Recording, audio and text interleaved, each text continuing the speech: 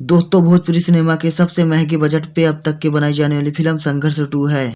इस फिल्म के निर्माता का रत्नाकर कुमार हैं, सह निर्माता कुलदीप श्रीवास्तव हैं, निर्देशक प्रयाग पाटिल हैं, डीओपी आर प्रिंस हैं, फिल्म के लेखक बीरू ठाकुर हैं। और इस फिल्म के स्टार कास्ट हैं केसरी लाल यादव, मेघा श्री, माही श्रीवास्तव, सबा खान, विनीत विशाल, नीलम वशिष्ठ, विनोद मिश्रा, सम्राट चतुर्वेदी।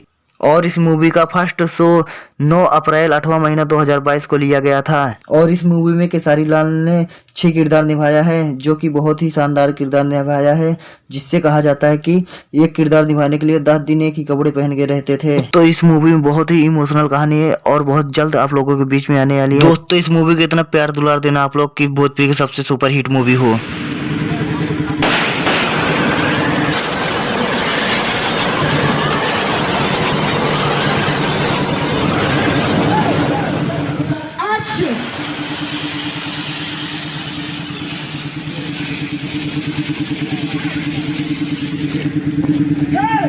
Action!